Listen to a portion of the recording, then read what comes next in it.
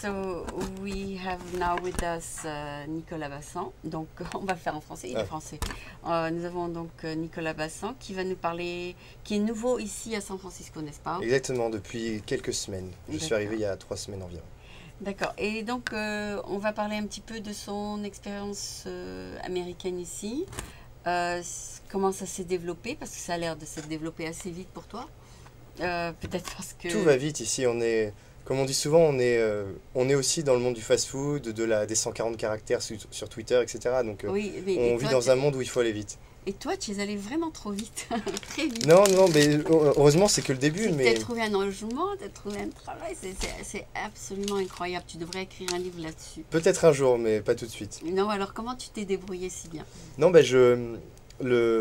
la région de San Francisco m'a toujours attiré parce que je m'intéresse à tout ce qui est innovation et digital.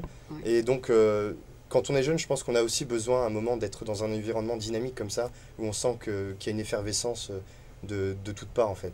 Et puis il n'y a pas la famille autour pour t'aider, tu es toute... Non, voilà, mais bon, c'est... Tu es plutôt en onde, c'est ça? C'est ça, c'est un moment, il faut se retrouver face à son destin, et si on veut l'attraper, autant y aller tout de suite.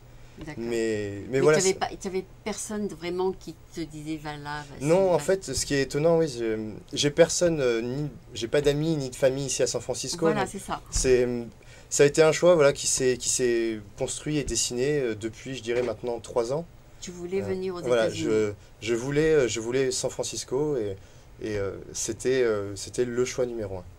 D'accord. Tu as entendu parler de San Francisco? Oui, voilà, donc c'est une ville très intéressante parce qu'on a à la fois... la mer et la montagne et le C'est même pas ça en fait, c'est que ce que je trouve intéressant, c'est que je me dis, c'est une ville où on a une autre mesure du temps. Ici, le passé se vit dans le présent, mais en même temps, ce présent ne dure jamais très longtemps et on prépare le futur dès maintenant. Donc, parce que... ça, c'est dans la Silicon Valley. Ouais. Voilà, même si tu vas, par exemple, dans le centre de San Francisco, ouais. Tu vas à Dolores Park, tu verras des gens qui ont encore des vieilles machines à écrire ou voilà, qui vivent encore la Beat Generation de Jack Kerouac. Ouais. Et si tu poursuis jusqu'à Embarcadero et que tu vas dans Market, là, cette fois-ci, tu verras les ingénieurs, les entrepreneurs, etc., qui veulent dessiner le monde de demain. Donc, on est vraiment dans un système où il y a un mélange que je trouve très, très intéressant.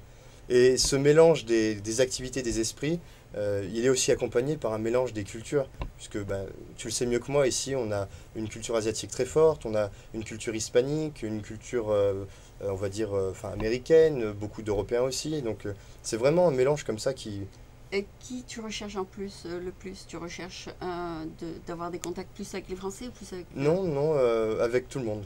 D'accord. Parce que je pense que c'est le meilleur moyen de vivre son expérience ici, c'est d'être au plus près de toute la diversité qui existe. Okay. Donc je cible pas spécifiquement... certains métiers. Voilà, non. Tu vas pas que dans les francophones mixtes. Non. Okay. Je trouverais ça dommage en fait. Oui, de venir ici pour aller revoir les Français. Et que penses-tu des Américains? Ah, alors... les Américains... Je sais que les Américains, c'est tout le monde, mais... Non, alors ce qui est intéressant, c'est que les cultures européennes se sont, on va dire, américanisées à travers la publicité, la consommation. Enfin voilà, en Europe, on est quand même très à même de savoir ce qui se passe ici. Mais en même temps, les Américains restent très américains dans certaines manières d'être. On n'a pas, je dirais, le même rapport au quotidien. Ici, on aura tendance à être peut-être... Enfin, si je rentre dans la caricature, très enjoué, voire un peu trop. Et en tant qu'Européen, nous, on sera un peu plus pessimiste, un peu plus critique. Donc c'est deux manières d'être différentes. Oui, et le fait que Rebellion, ce sont des Américains? C'est une entreprise américaine, mais qui a été fondée par un Français. D'accord. Parce que je voulais, quand tu parles de critique, dans les compagnies françaises, on peut exprimer la critique beaucoup plus naturellement. Oui. Que dans une compagnie américaine où il faut un peu se inhiber. Exactement. Et ne pas vraiment dire ce qu'on pense. Parce que nous, en France et en Europe, on voit la critique comme quelque chose de bien et ici, surtout qui construit un dialogue. Et ici, ça sera un peu plus... Ici, ils interprètent ça, c'est que tu veux pas être avec moi ou tu m'aimes pas. C'est ça. Donc, c'est 2 interprétations de la critique dans les 2 pays qui est tout à fait différente. Et ces différents schémas mentaux, on les retrouve même dans le... Enfin, je trouve dans l'espoir de la réussite de manière générale, que ce soit dans le business ou dans la vie personnelle. Je trouve que ici, voilà, on aura toujours tendance à croire que ça va marcher. Quand on prend un verre d'eau, on se dira ce verre est à moitié plein. Oui. En France, on aura tendance à dire ce verre est à moitié vide. Et je pense que c'est un peu plus voilà, critique. Cette base comme ça de modèle de pensée, il a construit une grande part de la différence entre ce que nous sommes en Europe et ce que nous sommes ici. Mais cette différence aussi, je pense qu'elle s'explique, souvent on l'oublie, mais par l'histoire. En Europe, on vit enfin, pendant les derniers siècles, on vivait dans un monde qui était déjà cloisonné, géographiquement, politiquement parlant, socialement parlant. Oui. Les États-Unis, c'est un peu le pays de la conquête. Quand on est arrivé sur la côte ouest, l'idée c'était de conquérir vers l'ouest. Donc il a toujours fallu s'approprier ces grands espaces. Et je pense que ça amène une dynamique comme ça de l'entrepreneuriat et de la liberté qu'on retrouve beaucoup plus marquée ici. Oui, donc tu veux dire parce qu'il y a un mélange de gens qui viennent de plusieurs endroits que ça... Ben, si tu reprends juste de manière basique l'histoire, en dehors malheureusement des Indiens, l'Amérique des Blancs d'aujourd'hui et puis de toutes les civilisations qui ont suivi, elle s'est construite par des gens qui sont donc arrivés ici et qui ont dû conquérir leur territoire. Ah, voilà. Rien n'est acquis en fait. Tout doit voilà. C'est ça, tout doit se gagner. Et ça, on le retrouve dans... Il y a le challenge. Exactement. Il y a le challenge. Et on le retrouve dans la vie de tous les jours, dans les manières de parler, dans les manières de croire. C'est très différent et très très intéressant. Oui, on dit toujours, parce que tu m'as dit non, c'est grâce à ça que j'ai réussi. Ça, exactement. C'est des expressions. Voilà. On a plein d'expressions ici. Enfin, j'ai une expression que j'utilise toujours avec mes amis, on dit « keep going, never give up ». Oui. Voilà, donc ça c'est quand même très américain. Oui. Continue, crois en tes projets et continue à avancer, c'est ça le plus important. Oui, c'est très, très positif. Hein. Enfin, c'est bien. Je trouve que c'est beaucoup plus sain finalement d'être très, voire trop positif que de ne pas l'être assez. Oui, moi aussi, beaucoup de gens auraient déjà arrêté. Et puis, tout souvent, je lis des trucs qui me disent « bah, mais je dois continuer ». Mais oui. Voilà, et puis voilà, donc c'est très encourageant en fait, c'est très positif et c'est très encourageant. Donc, tu n'es pas quand même un Américain, tu rentres pas chez toi avec un six-pack et une pizza. Non, je ne suis pas ça. Je vais dans les bars pour retrouver mes amis et puis célébrer en levant un verre. Oui. Mais j'ai pas mes slices de pizza et mon six-pack quand je rentre chez moi. Et est-ce que tu fais beaucoup de Chinese take-out, tout ça, comme les Américains? Non, je pense que ça viendra peut-être un peu avec le temps. Je l'espère pas forcément. Mais tu cuisines quand même un peu. Oui. D'accord. Je garde un peu, voilà, forcément, c'est ce que j'ai été pendant 23 ans en France. Donc tu fais ton propre manger. Exactement. J'ai réussi à créer des opportunités de partir plusieurs fois à l'étranger. D'accord. Mais je pense pas qu'on puisse avoir la prétention de s'acculturer comme ça dans une autre culture au point d'oublier ses manières d'être et ce qu'on a été pendant toute sa vie jusqu'à mes 23 ans par exemple. C'est bien que tu nous apportes un petit peu de quelque chose de différent, quelque chose de très... J'espère que tu vas donner l'exemple peut-être à tes roommates ou je sais pas si c'est comme ça. Voilà. Mais donc, voilà, encore une fois, c'est très intéressant parce que ça sera un contraste. Moi, je vis comme ça. D'autres personnes vont rentrer, comme tu disais, avec leur pizza et leur six-pack. C'est vrai, voilà, c'est vraiment cette ère de contraste et de contradiction qu'est San Francisco et qu'on retrouve dans tous les aspects de la vie, ici, je trouve.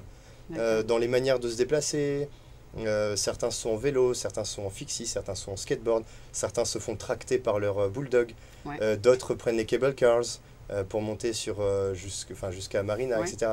Et d'autres prennent le board qui leur permet d'arriver à l'autre bout de la baie en quelques minutes. Voilà, on le retrouve dans les manières de s'habiller, dans plein de choses.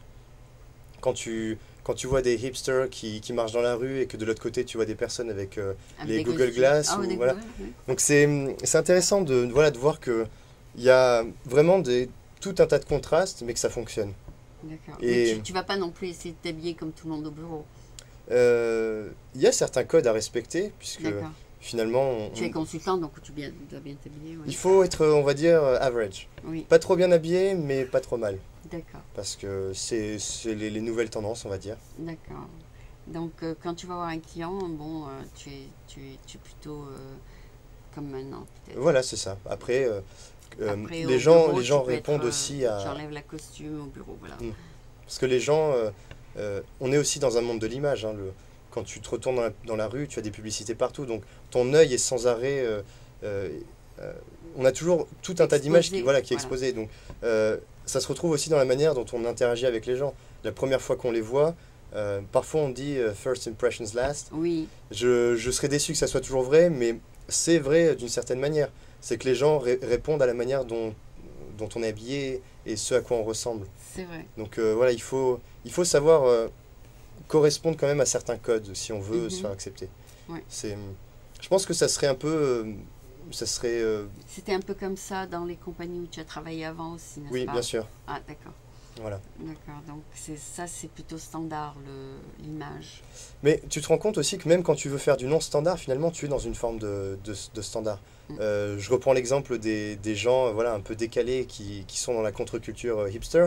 Finalement, la contre-culture hipster est devenue une culture hipster. Voilà. Et aujourd'hui, je suis sûr que quand tu croises quelqu'un dans la rue, tu saurais le reconnaître s'il est dans cet état d'esprit hipster. Parce qu'il y a certains codes. On peut pas vivre, je pense, comme ça, sans code. Et de toute façon... C'est un peu comme Steve Jobs qui allait au bureau avec son pull noir et son Exactement, jean. Et c'est New Balance. Et c'est devenu une mode, en fait. Bah, à la base, c'est devenu c'était ça. Tout d'un coup, on voyait plein de femmes avec un pull noir et des jeans.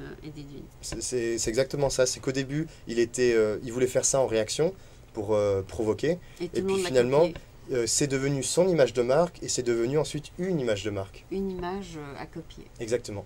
Donc tout d'un coup, on voyait des CEO qui se ramenaient en... Ben voilà. Et aujourd'hui, donc être le CEO, on va dire cool et branché, c'est d'être, on va dire, mal habillé. Alors qu'il y a 20 ans, il fallait être en costume, cravate. Super bien habillé. D'ailleurs, ce qui est marrant, c'est qu'au Beta Breakers, tout le monde était habillé, disons, comme des clowns et tout ça. Et puis, il y avait des gens qui se sont mis en costume. C'était leur costume. Oui, voilà, c'était le costume. Voilà, c'était le costume. Oui, j'ai remarqué ça. Donc, c'était pour dire que vraiment, de s'habiller comme ça, c'est un costume. Oui, exactement. J'ai trouvé ce détail très intéressant. Je les ai vus dans le Golden Gate Park. Ouais, donc j'ai dit, ça, c'est un costume. Voilà. On se déguise pour aller au bureau. On se déguise, donc, voilà, exactement. On se déguise pour aller au bureau, oui. Donc, à part ça, tu t'es adapté à la nourriture, tu t'es adapté donc au transport, tu en as parlé. Les transports, oui, j'aime beaucoup les transports ici, finalement. C'est bien. Je pense qu'à part, c'est la première fois que je vais aux États-Unis, donc c'est des suppositions, mais à part New York et San Francisco, ça sera difficile de trouver des villes où on peut se déplacer aussi facilement en transport en commun. En fait, le BART a été fait par des ingénieurs français, donc c'est peut-être pour ça que tu l'aimes bien. Peut-être. C'est vrai qu'en France, on a un maillage de transport, je pense au réseau ferroviaire, par exemple, qui est phénoménal. Et donc, les consultants qui sont venus faire le peut-être des consultants, ouais. étaient des Français. D'accord. Mais d'ailleurs, tu le retrouves aussi en Chine, au Japon, on fait appel aux Français parce qu'ils avaient le métro à Paris, je pense. Oui, il y a quand même une industrie de pointe qui est, c'est vrai, qui est assez française là-dessus. Oui, parce que bon, je ne sais pas si c'est les Français à Paris qui ont développé le métro, mais ils sont des spécialistes. En tout cas, c'est un des métros les plus anciens du monde, celui de Paris. Voilà, ça doit être peut-être pour ça qu'ils ont beaucoup d'expérience là-dessus, pour faire arriver les trains à l'heure, à la minute près, etc. Et donc, il y a tout un consulting là-dessus aussi. Effectivement, oui. Je ne sais pas, ce sera peut-être pas ton domaine, mais non, pas du tout. C'est toute une engineering pour que le train arrive à temps. Voilà. D'accord, donc c'est très très très bien que tu sois ici. Je pense que je ne sais pas s'il y a quelque chose qui t'a touché lorsque tu es venu ici, ou plutôt qui t'a fait très plaisir. As-tu découvert quelque chose qui t'a vraiment emballé ici? Alors peut-être sur un point un peu négatif, mais que j'ai vu dès mon arrivée. Je suis arrivé dans Mid-Market, qui n'est pas forcément une zone que les gens recommandent. La pire zone. Mais je me suis rendu compte que les États-Unis, il ne faut pas oublier que ça reste un système quand même assez exclusif. Et donc voilà, quand je vois certaines personnes... Oui, on a eu peur quand tu as été déposé là-bas. C'est vrai, c'est vrai. On a dit on va le protéger celui-là. Mais je m'en suis bien sorti finalement parce que il y a certaines personnes qui sont aussi... Qui ont eu peur pour toi peut-être? Non, mais je pense à certaines personnes dans la rue, voilà, on sent qu'elles sont dans une autre réalité et je vois beaucoup plus de gens comme ça ici que je n'en ai vu en France. Et donc c'est là aussi où je pense qu'on voit les limites du système américain. Ouais. Nous on s'est dit peut-être que c'est parce que tu as fait ça par l'internet, tu savais pas. Aussi, ouais, et puis il fallait bien arriver dans un quartier. Donc, d'accord. Si je commence par le mauvais quartier, comme ça après je n'ai que des bonnes découvertes. Exactement. Là, je suis sûre de ce que tu viens de dire. Donc il ne faut jamais se fier à l'internet. Donc c'est ça la leçon. Il faut s'y fier un peu, mais pas trop. C'est un peu ça la leçon? La leçon, c'est de commencer sur Internet, mais après d'utiliser son instinct aussi, et puis surtout son ressenti, comme on appelle IRL, in real life. C'est que c'est bien beau tout ce qu'on voit sur Internet, les quartiers, etc., mais tant qu'on n'est pas, tant qu'on sait pas, voilà, on n'a pas fait une immersion dedans.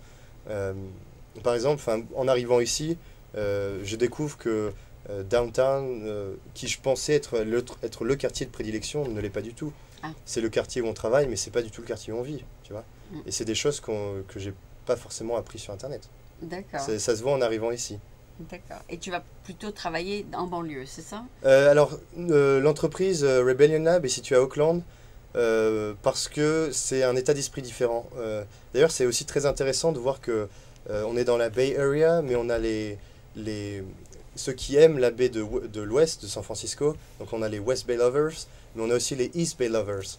Les gens qui disent... J'aime bien le East Bay. Voilà, qui disent que par exemple San Francisco aujourd'hui repose sur un modèle qui est obsolète et qu'elle essaie de pérenniser depuis les années 50 mais qui est dépassé, et que certaines villes comme Oakland arrivent à apporter un renouveau à la fois dans le business, dans la scène artistique, etc. Et qui peuvent l'implémenter. Voilà. Et c'est pour ça que Rebellion Lab est basé à Oakland. Comme je te l'ai dit tout à l'heure, c'est une entreprise qui se veut être... J'espère que tu es dans un bon quartier.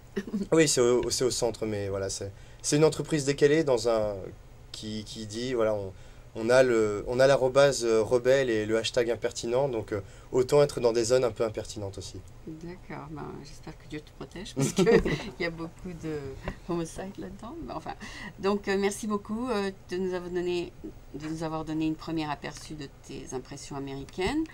Et puis, je suis sûre que tu vas découvrir au fur et à mesure beaucoup de choses. Je suis sûre aussi. Merci beaucoup d'être venu. Merci beaucoup, Aline. Au revoir.